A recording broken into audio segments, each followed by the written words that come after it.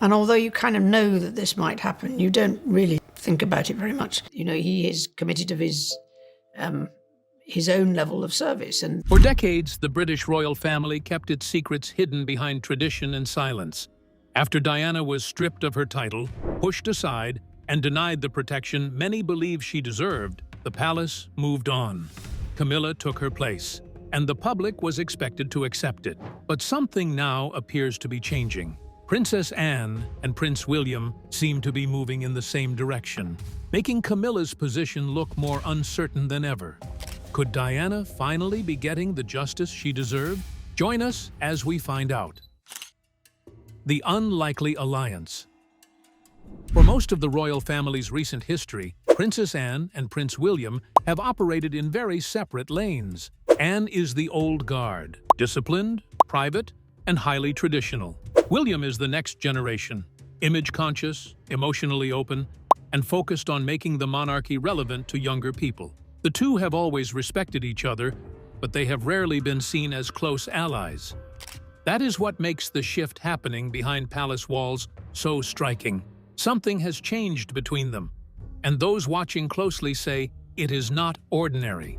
Anne has spent decades at the top of the royal family's working roster. In 2025 alone, she carried out 478 public engagements, an extraordinary number for any single person.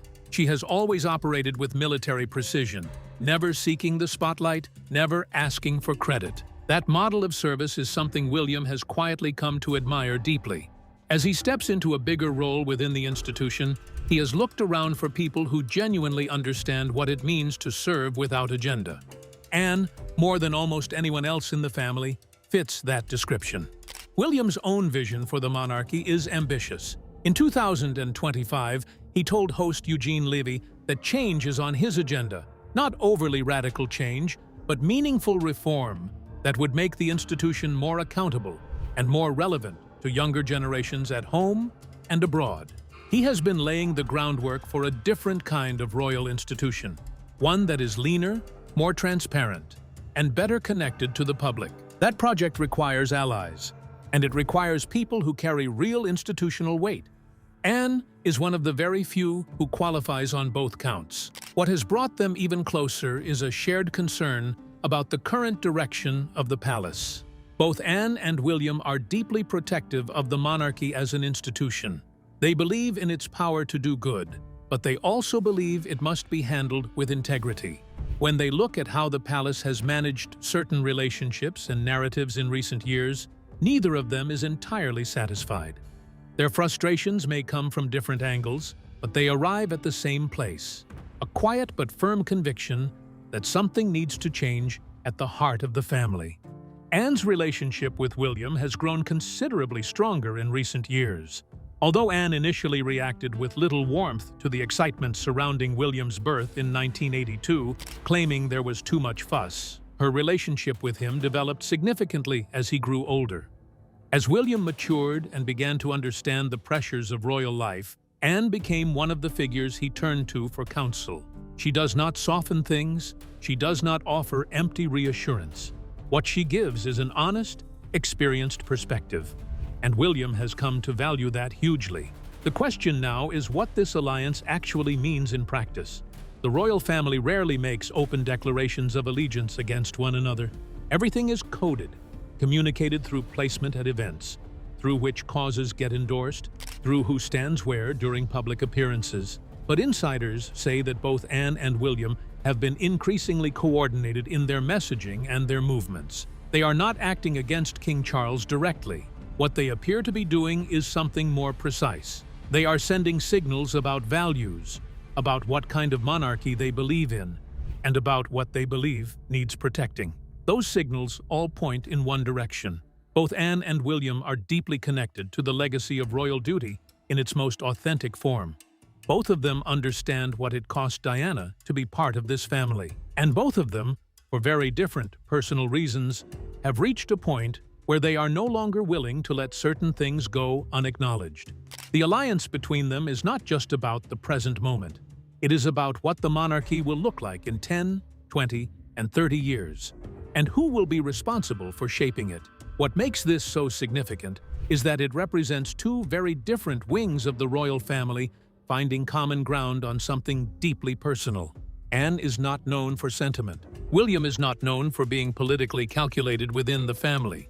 And yet, here they are, aligned in a way that palace observers say feels very deliberate and very purposeful. The fact that both of them are choosing this moment to draw closer together says something important. Meanwhile, it's something that those around King Charles and Queen Camilla would be unwise to dismiss. Diana's shadow.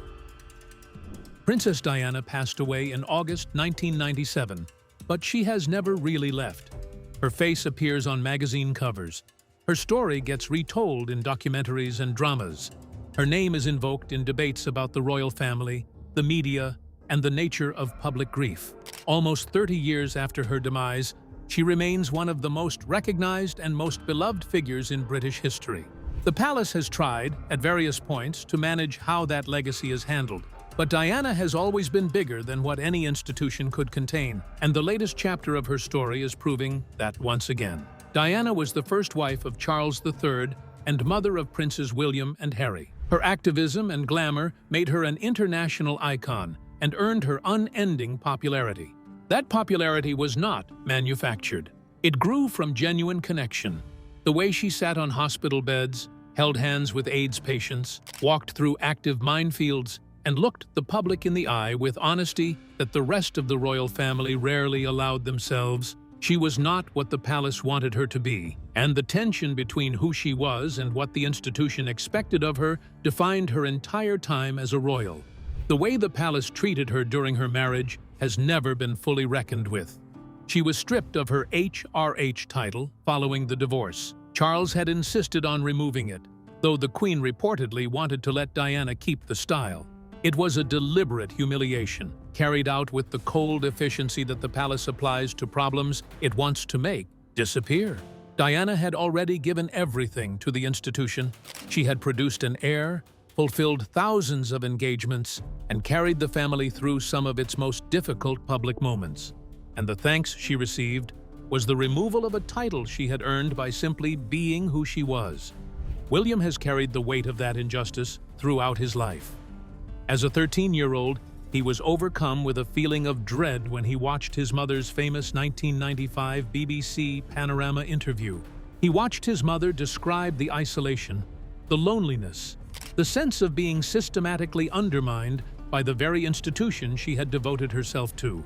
He was a child, and he could do nothing, but he never forgot. Then, in 2021, it was confirmed that journalist Martin Bashir had used forged documents and deceptive tactics to secure that interview. William issued a public statement saying the BBC's failures contributed significantly to his mother's fear, paranoia, and isolation in those final years.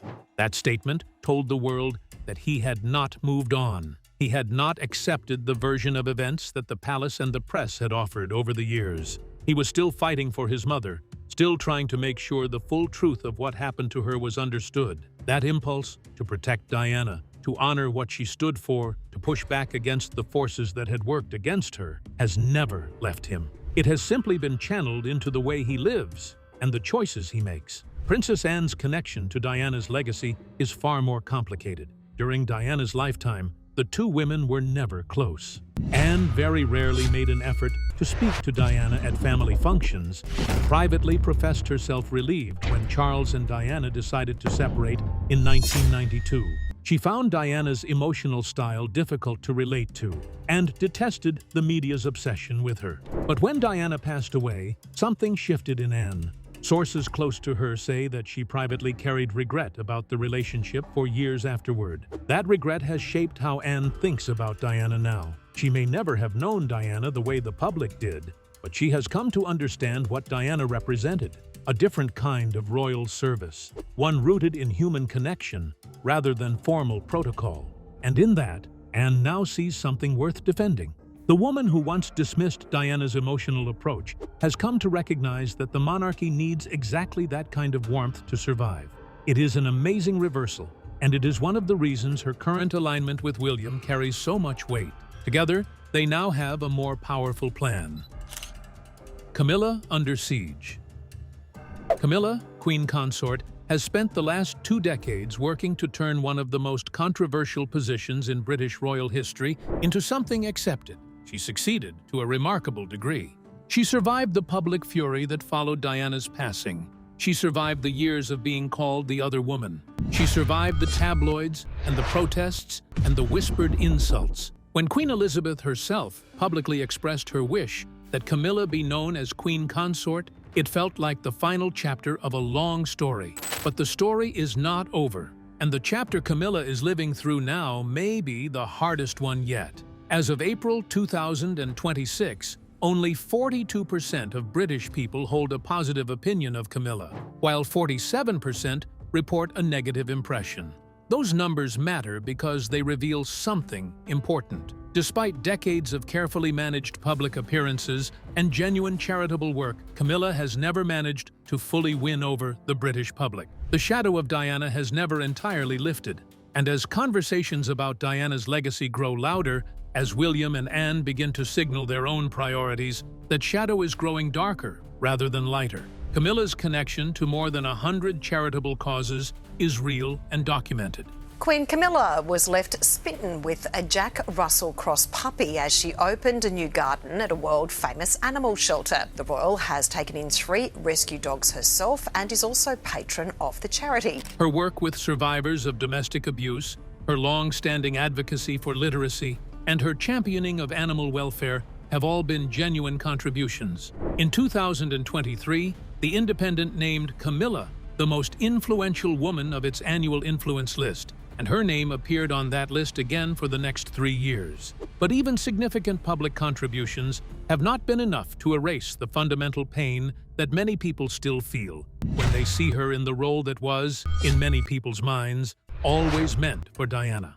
Her relationship with William has always been one of the most delicate pressure points in the entire royal structure. William was over-polite and generally cool towards Camilla. The more he learned about his father's affair with her, the more distant he became. He managed those feelings with the discipline of someone raised to keep palace business private. Yet, royal experts who have followed this family closely have always noted that the relationship between William and Camilla has never evolved. As William's own power within the institution grows, Camilla's vulnerability to his choices grows alongside it. Royal expert Christopher Anderson has described William as merely tolerating his stepmother, with Camilla reportedly a little afraid of him. That fear has a rational basis. William is the future king. His decisions about how to structure the monarchy will determine what role, if any, Camilla plays in the years ahead. Anderson also revealed that royal experts believe Camilla's role in the monarchy may be reevaluated once William takes the throne, though she would likely still hold her title and appear at some royal engagements. For a woman who worked so hard to secure her position, the prospect of that position becoming increasingly ceremonial and diminished is deeply troubling. King Charles's health has added another layer of complexity to Camilla's situation. As he has stepped back from some duties during his ongoing recovery, Camilla has taken on more visible responsibilities, but that visibility is a double-edged instrument. Each time she is seen fulfilling duties that might otherwise have been performed alongside Diana, the comparison is renewed.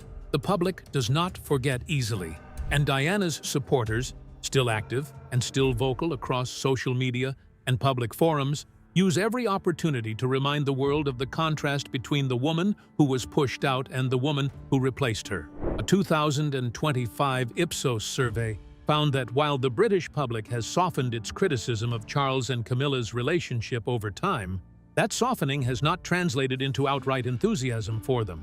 In contrast, over half of those surveyed believed William and Kate have had a positive impact on the monarchy. That gap in public sentiment is not abstract. It is the real-time measurement of where public trust and affection actually sit within the royal family, and it puts enormous pressure on Camilla's relevance. What Camilla now faces is not a single dramatic crisis, but something more insidious, a slow erosion. The public numbers are stubborn.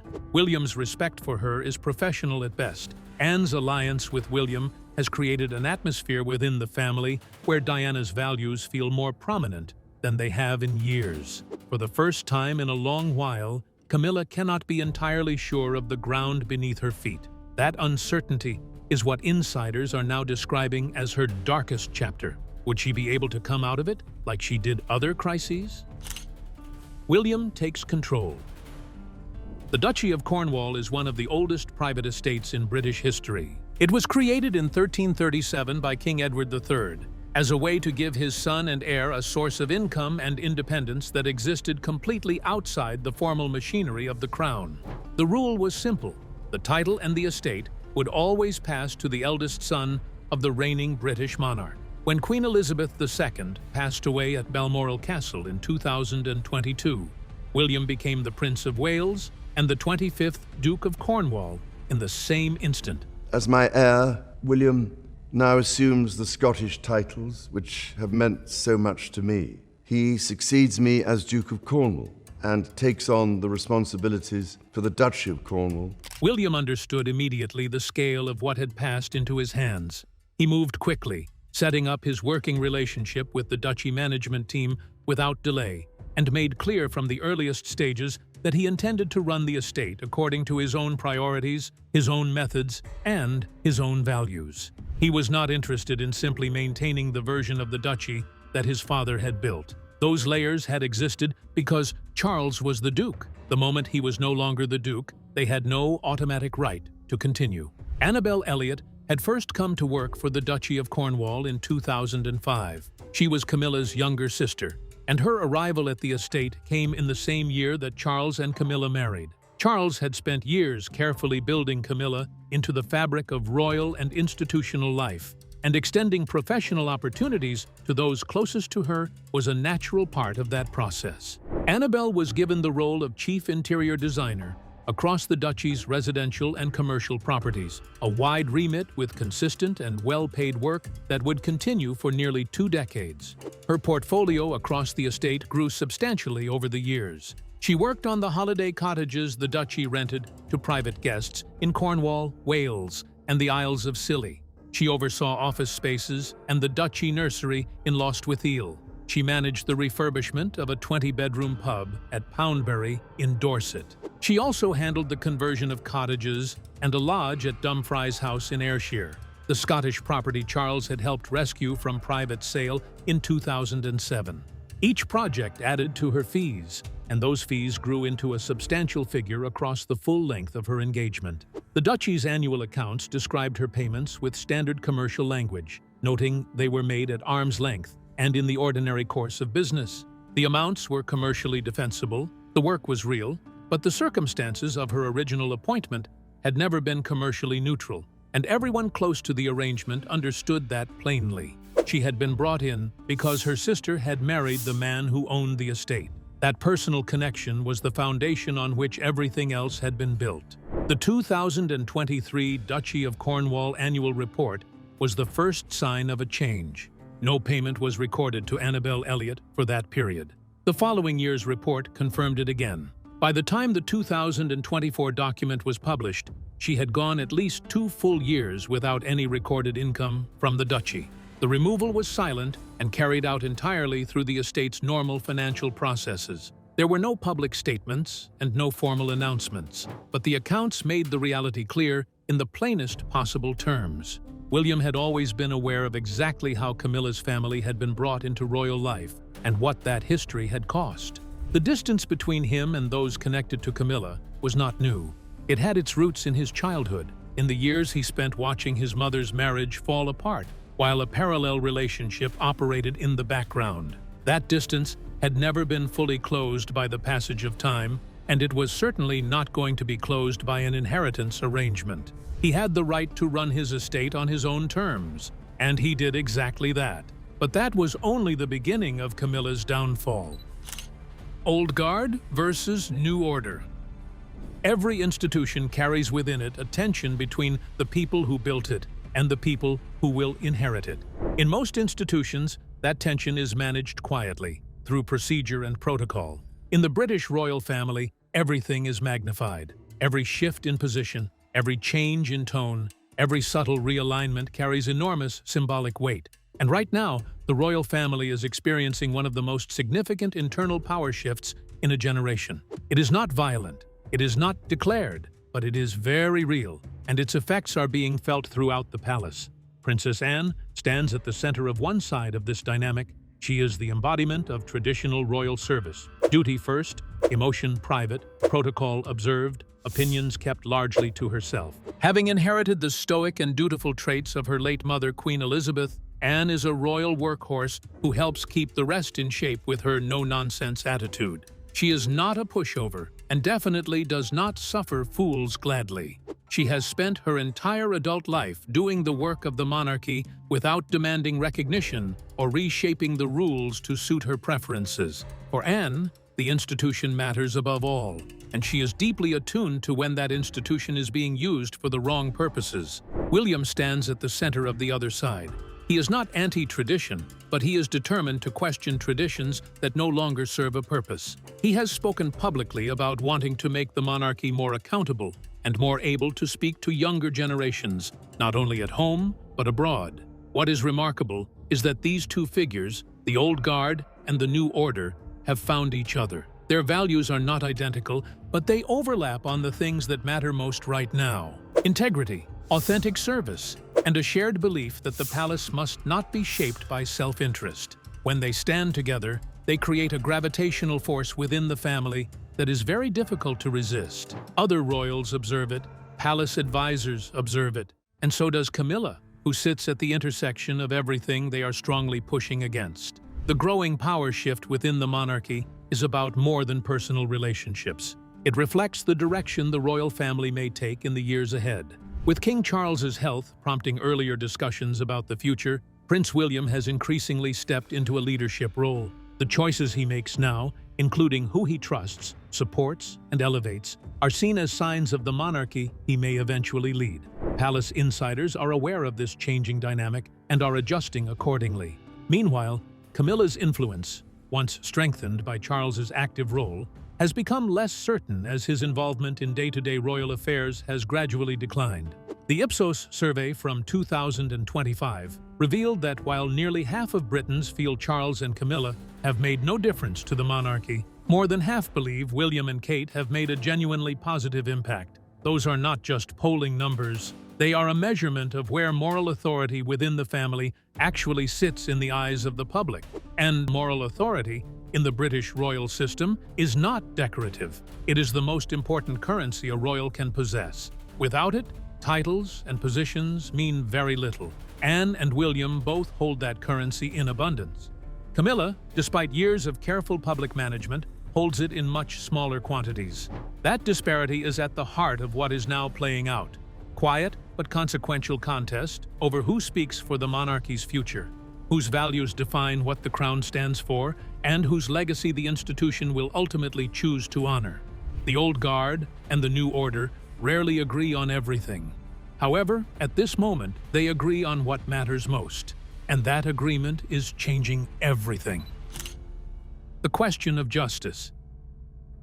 Every generation of the royal family leaves a mark on the institution. Some marks are glorious, some are painful, and some are so deep that they reshape the very nature of what the crown means to the people it represents. Diana's story is in this final category. She was not just a princess who had a difficult marriage. She was a force who revealed something true about the monarchy: its capacity for cruelty, its resistance to genuine human warmth, its tendency to consume the people who shine too brightly within it. The wounds she left are not decorative. They are structural, and they have never fully healed.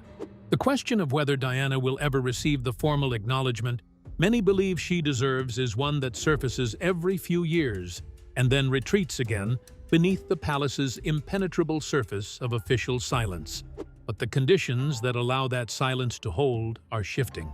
30 years after Diana's famous 1995 Panorama interview, it is now clearly understood that the methods used to obtain it were immoral and even illegal, and that a powerful machinery operated in the shadows to discredit royal members who shone too brightly or posed a perceived threat.